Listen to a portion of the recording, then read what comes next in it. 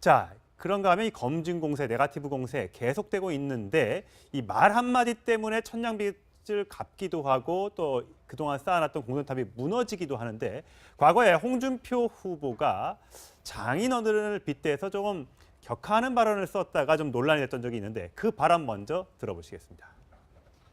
딸은 데리고 갑니다. 고생 안 시킵니다. 대신 자녀들은 우리 집에 올 생각하지 마소.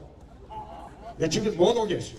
내 장모만 와서 그래 용돈도 검수할 때 이제 돈 좀 있으면 우리 장모님한테 주면서 이 영감대기하고 갈랐으면 내 절대 앞으로 한 푼도 안 준다. 그래가지고 내가 26년간 그랬어. 그 아들이 서 있습니다. 있어도 장모님 임종도 제가 했고 장인어른 임종도 제가 했습니다. 그래서 내가 좀 관계를 풀은 일이 있습니다. 네, 저 발언을 놓고 이제 굉장히 논란이 되고 있습니다. 부산 사투리의 영감쟁이, 영감탱이 이렇게 부르는 게 있다. 여기에 대해서 굳이 이걸 가지고 누구 한 사람을 비난했다, 비하했다라고 보는 것은 좀 옹졸맞은 행태다. 이렇게 지금 홍준표 후보가 조금 전에 저렇게 네. 얘기했습니다. 경상도에서는 장인어른을 친근하게 부르는 표현이다. 근데 홍준표 후보가 친근하게 저렇게 부르지 않았잖아요. 근데 여기 탈을 주지 않아서 그런 표현을 썼으니까 친근하게 불렀던 건 아닌 것 같은데, 그러니까 사실 지금 이 영감탱이라는 표현은 그 듣는 사람에 따라서는 지금 홍준표 후보가 얘기하는 것처럼 아이고 얘기하다 보면 저 좀 사람들하고 친근하게 소통하는 과정에서 저런 말 쓸 수도 있지라는 사람도 있고, 게다가 앞쪽에는 굉장히 장인어른을 그렇죠. 매몰차게 26년 동안 외면했다가 나중에 이제 마지막에 화해했다는 게 그렇죠, 나오니까 화해했다, 예. 그걸 하나 딱 떼어서 영감탱이라는 단어를 가지고 무슨 이걸 너무 뭐 패륜 뭐 이렇게 얘기하는 건 너무 과하다는 분도 있고, 네. 또 저부분과 관련해서 굉장히 강력한 저런 인식 자체를 하고 있다는 거에 대해서 또 굉장히 분노하는 그런 유권자들도 있어요. 그러니까 그 굉장히 양분돼 있는 상황인데 그 양분돼 있는 상황을 어떻게 공격하느냐. 근데 이제 상대방 측에서는 이제 다른 후보들 측에서는 저 부분을 문제 삼는데, 그 문제 삼는 게 그래서 저는 생각보다는 네. 파급 효과가 그렇게 크진 않았던 것 같아요. 제가 말씀드렸던 건 생각이 두 개로 나눠져 있으니까 네. 파급 효과가 크지 않은 상태를 공격을 했는데 공격을 잘못하다가 네. 지금 뭐 사실 더불어민주당에서 약간 그 부분 때문에 좀 고초를 치르고 있는 것도 사실. 네, 그거- 저 예. 인터뷰가 이제 논란이 된 것이 한지는 꽤 됐어요. 그런데 이제 문용식 문재인 선대위 가짜뉴스 대책단장이 SNS 글을 올리면서 지금 다시 한번 회자가 된 거죠. 네, 맞습니다. 뭐 부산 민심 탐방 같은 걸 했다고 네. 합니다. 그런데 부산 민심 탐방을 해보니까 홍 후보 쪽으로 굉장히 대거 보수층이 결집하는 현상이 나타나더라. 이런 얘기를 전하면서 네. 그 표현에 패륜 집단의 결집 뭐 이런 표현을 사용한 거예요. 예. 네. 이게 이제 문제가 된 건데, 예를 들면 그러니까 홍준표 후보의 어떤 지금 방금 전에 인터뷰에 나왔던 것처럼 그런 어떤 패륜적인 행위가 문제였다고 하면은 표현을 쓸 때 이 부산 경남 지역의 이 유권자들을 지칭하는 듯한 표현이 안 들어가도록 했어야 하는데 예. 그냥 유권자들을 이른바 이제 패륜 집단이 결집해서 홍 후보를 지원하는 것처럼 이렇게 비춰지도록 글을 썼다는 예, 거죠. 예. 그것 때문에 결국은 나중에 이제 사과를 하고 뭐 그거를 패륜 집단을 패륜 후보라고 또 후보로, 바꿨다가 또 그 다음에 결국은 이제 그 가짜뉴스 대책 팀장에서 스스로 물러나는 뭐 이런 일이 있었습니다. 경쟁 정당의 대선 후보의 그 장인과의 그 불화인지 갈등인지에 대해서 패륜이라고 부르는 것이 적당했는지조차 표현조차도 문제고, 그 내용 면에 있어서도 굳이 부산 사람도 아닌 사람이 부산에 가서 민심 탐방한다는 것도 그렇고, 그리고 결정적으로는 시기적으로 대선 D-4고 부산 경남 지역은 어디입니까? 영남에서도 대구 경북과 달리 문재인 후보가 과반 득표를 목표로 열심히 하고 있고, 지난번 네. 총선에서 낙동강 벨트에서 민주당 후보들이 많이 당선되지 그랬죠. 않았습니까? 예. 그래서 그 분위기를 반전시키려고 하는데 그 분위기에 찬물을 끼얹은 건 사실인 것 같고요.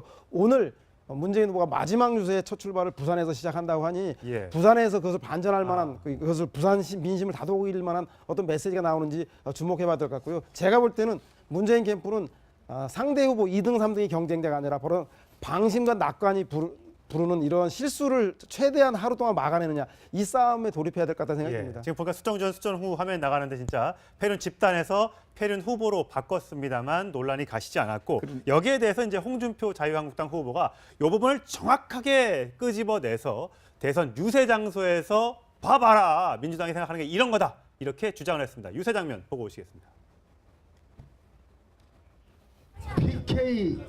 TK 불경 사람들 전부 합쳐서 패륜 집단이라고 그래 욕을 했어요. 왜 패륜 집단이냐? 저거 자기들 지지하다가 홍준표 지지한다고 이런 폐륜 집단이라고 그래 욕을 했어요.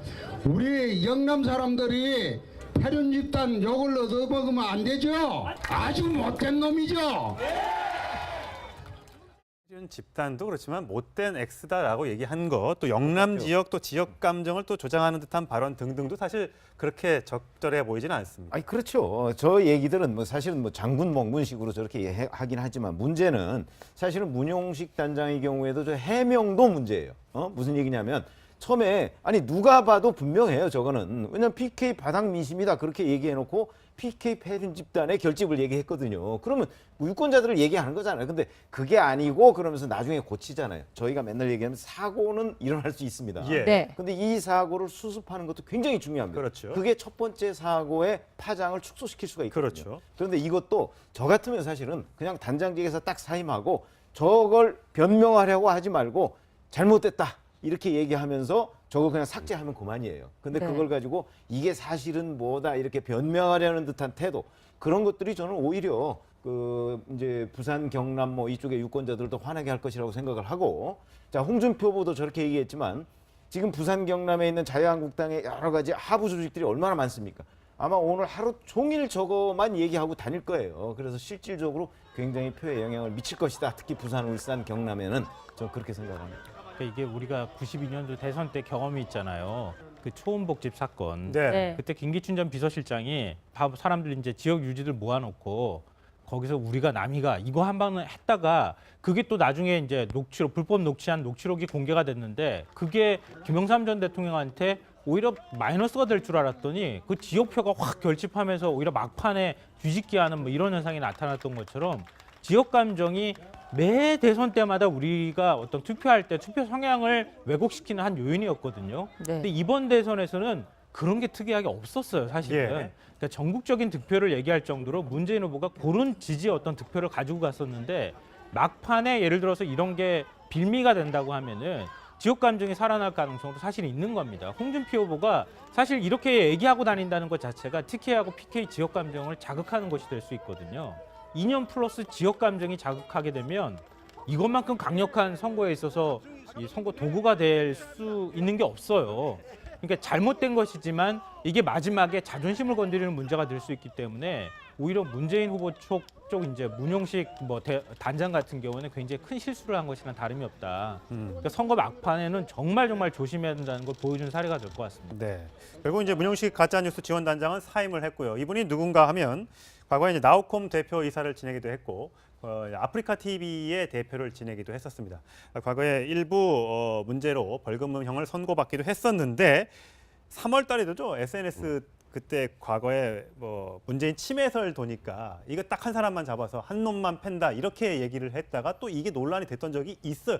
SNS를 하다 보면 이렇게 남의 글을 퍼날르기도 하고 인용하기도 하다 보면 이런 꼭 문제가 생기기도 하는데 선거가 임박했기 때문에 더 주의를 했었어야 되는 것이 아닌가. 또 과거에 3월 달에 한번 저런 논란이 있었으니까. 그렇죠. 물론 영화에 나온 대사를 패러디한 거라고는 하지만 군소 후보도 아니고 유력 정당 그리고 제1당의 유력한 선대위에 책임 있는 임원을 하고 있는 분이 한마디는 사실상 막대한 영향력을 행사할 게 없거든요. 특히나 고정 지지층의 일부들은 열렬 지지층들은 저 얘기에 대해서 속이 시원하다 할지 몰라도 문재인 후보가 그렇게 얘기하는 통합 대통령이 되기 위해서는 반대 측에서도 인정을 받아야 되고 특히 중도로 외연 확장을 해야 할 시점이기 때문에 한마디 한마디가 대단히 중요하기 때문에 끝까지 저런 문제가 나오게 된다면 본인의 의지와 무관하게 문재인 후보에게 치명상을 가할 수 있다는 점을 유념해서 선거 캠페인 마무리를 잘 해야 될 것 같다는 생각이 듭니다. 예. 과거에 홍준표 후보도 한 사람만 패겠다고 얘기했었죠. 1등 후보만 네. 자기는 공격하겠다라고 얘기했던 적이 있으니까 어떻게 보면 장군 멍군인데 아까 앞서 말씀드렸다시피 가장 앞서가는 후보이기 때문에 본인뿐만 아니라 주변에 캠프에 있는 주변인들의 작은 실수 하나조차도 많은 사람들 입에서 회자될 수 있고 공격의 빌미가 될 수 있다는 점에서 선거를 불과 이제 12시간밖에 공식 선거운동 이제 12시간밖에 남지 않았는데 이 부분에 대한 주의가 필요해 보입니다. 자, 그런가 하면 이 검증 공세, 네거티브 공세 계속되고 있는데 이 말 한마디 때문에 천냥빚을 갚기도 하고 또 그동안 쌓아놨던 공든탑이 무너지기도 하는데 과거에 홍준표 후보가 장인어른을 빗대서 조금 격하는 발언을 썼다가 좀 논란이 됐던 적이 있는데 그 발언 먼저 들어보시겠습니다. 딸은 데리고 갑니다. 고생 안 시킵니다. 대신 자기네들은 우리 집에 올 생각하지 마소. 내 집에 못 오겠어. 내 장모만 와서 그래 용돈도 검수할 때 이제 돈 좀 있으면 우리 장모님한테 주면서 이 영감대기하고 갈랐으면 내 절대 앞으로 한 푼도 안 준다. 그래가지고 내가 26년간 그랬어. 그 아들이 서 있습니다. 있어도 장모님 임종도 제가 했고 자기들 임종도 제가 했습니다. 그래서 내가 좀 관계를 풀은 일이 있습니다. 네, 저 발언을 놓고 이제 굉장히 논란이 되고 있습니다. 부산 사투리의 영감쟁이, 영감탱이 이렇게 부르는 게 있다. 여기에 대해서 굳이 이걸 가지고 누구 한 사람을 비난했다, 비하했다라고 보는 것은 좀 옹졸맞은 행태다. 이렇게 지금 홍준표 후보가 조금 전에 저렇게 네. 얘기했습니다. 경상도에서는 장인어를 친근하게 친근하게 부르는 표현이다. 근데 홍준표 후보가 친근하게 저렇게 부르지 않았잖아요. 근데 여기 탈을 주지 않아서 이제 그런 표현을 썼으니까 친근하게 불렀던 건 아닌 것 같은데, 그러니까 사실 홍준표 자유한국당 후보가 이 부분을 정확하게 끄집어내서 대선 유세 장소에서 봐봐라 민주당이 생각하는 게 이런 거다 이렇게 주장을 했습니다. 유세 장면 보고 오시겠습니다. PK, TK 불경 사람들 전부 합쳐서 폐륜 집단이라고 그래 욕을 했어요. 왜 폐륜 집단이냐? 저거 자기들 지지하다가 홍준표 지지한다고 이런 폐륜 집단이라고 그래 욕을 했어요. 우리 영남 사람들이 폐륜 집단 욕을 얻어먹으면 안 되죠? 아주 못된 놈이죠? 집단도 그렇지만 못된 X다라고 얘기한 것, 또 영남 지역 또 지역 감정을 또 조장하는 듯한 발언 등등도 사실 그렇게 적절해 보이지는 않습니다. 아니 그렇죠. 저 얘기들은 뭐 사실은 뭐 장군 멍군식으로 저렇게 하긴 하지만 문제는 사실은 문용식 단장의 경우에도 저 해명도 문제예요. 무슨 얘기냐면 처음에 아니 누가 봐도 분명해요. 저거는 왜냐면 PK 바닥 민심이다 그렇게 얘기해놓고 PK 폐륜 집단의 결집을 얘기했거든요. 그러면 유권자들을 얘기하는 거잖아요. 근데 그게 아니고 그러면서 나중에 고치잖아요. 저희가 맨날 얘기하면 사고는 일어날 수 있습니다. 예. 네. 근데 이 사고를 수습하는 것도 굉장히 중요합니다. 그렇죠. 그게 첫 번째 사고의 파장을 축소시킬 수가 있거든요. 그렇죠. 그런데 이것도 저 같으면 사실은 그냥 단장직에서 딱 사임하고 저걸 변명하려고 하지 말고 잘못됐다 이렇게 얘기하면서 저거 그냥 삭제하면 그만이에요. 근데 네. 그걸 가지고 이게 사실은 뭐다 이렇게 변명하려는 듯한 태도 그런 것들이 저는 오히려 그 이제 부산 경남 뭐 이쪽의 유권자들도 화나게 할 것이라고 생각을 하고 자 홍준표 후보도 저렇게 얘기했지만 지금 부산 경남에 있는 자유한국당의 여러 가지 하부 조직들이 얼마나 많습니까? 아마 오늘 하루 종일 저거만 얘기하고 다닐 거예요. 그래서 실질적으로 굉장히 표에 영향을 미칠 것이다. 특히 부산, 울산, 경남에는 저는 그렇게 생각합니다. 그러니까 이게 우리가 92년도 대선 때 경험이 있잖아요. 그 초음복집 사건. 네. 네. 그때 김기춘 전 비서실장이 사람들 이제 지역 유지들 모아놓고 거기서 우리가 남이가 이거 한 방은 했다가 그게 또 나중에 이제 녹취록 불법 녹취한 녹취록이 공개가 됐는데 그게 김영삼 전 대통령한테 오히려 마이너스가 될 줄 알았더니 그 지역표가 확 결집하면서 오히려 막판에 뒤집기하는 뭐 이런 현상이 나타났던 것처럼 지역 감정이 매 대선 때마다 우리가 어떤 투표할 때 투표 성향을 왜곡시키는 한 요인이었거든요. 네. 근데 이번 대선에서는 그런 게 특이하게 없었어요, 사실은. 예. 그러니까 전국적인 득표를 얘기할 정도로 문재인 후보가 그런 지지의 어떤 득표를 가지고 갔었는데 막판에 예를 들어서 이런 게 빌미가 된다고 하면은 지역 감정이 살아날 가능성도 사실 있는 겁니다. 홍준표 후보가 사실 이렇게 얘기하고 다닌다는 것 자체가 TK하고 PK 지역 감정을 자극하는 것이 될 수 있거든요. 2년 플러스 지역 감정이 자극하게 되면 이것만큼 강력한 선거에 있어서 행위가 문제였다고 하면은 표현을 쓸 때 이 부산 경남 지역의 이 유권자들을 지칭하는 듯한 표현이 안 들어가도록 했어야 하는데 예. 그냥 유권자들을 이른바 이제 패륜 집단이 결집해서 홍 후보를 지원하는 것처럼 이렇게 비춰지도록 글을 썼다는 거죠. 예.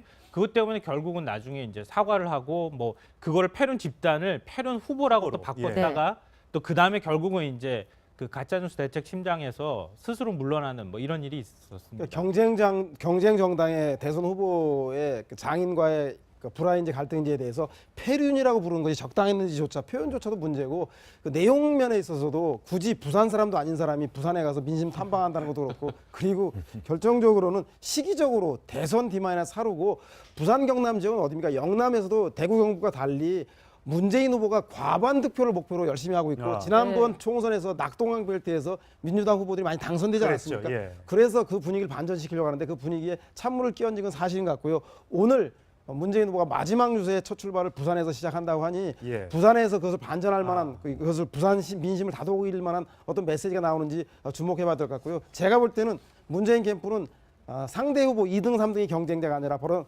방심과 낙관이 부르는 이런 실수를 최대한 하루 동안 막아내느냐 이 싸움에 돌입해야 될 것 같다는 생각이 예. 듭니다. 지금 보니까 수정 전 수정 후 화면 나가는데 진짜 패륜 집단에서 패륜 후보로 바꿨습니다만 논란이 가시지 않았고 여기에 대해서 이제 지금 이 영감탱이라는 표현은 그 듣는 사람에 따라서는 지금 홍준표 후보가 얘기하는 것처럼 아이 뭐 얘기하다 보면 저 좀 사람들하고 친근하게 소통하는 과정에서 저런 말 쓸 수도 있지라는 사람도 있고 게다가 앞쪽에는 굉장히 장인어른을 그렇죠. 매몰차게 26년 동안 외면했다가 하다가 나중에 이제 마지막에 화해했다는 게 그렇죠. 나오니까. 화해했죠. 예. 그걸 하나 딱 떼어서 영감탱이라는 단어를 가지고 무슨 이걸 너무 뭐 패륜 뭐 이렇게 얘기하는 거 너무 과하다는 분도 있고 네. 또 저 부분과 관련해서 굉장히 강력한 저런 인식 자체를 하고 있다는 거에 대해서 또 굉장히 분노하는 그런 유권자들도 있어요. 그러니까 그 굉장히 양분돼 있는 상황인데 그 양분돼 있는 상황을 어떻게 공격하느냐.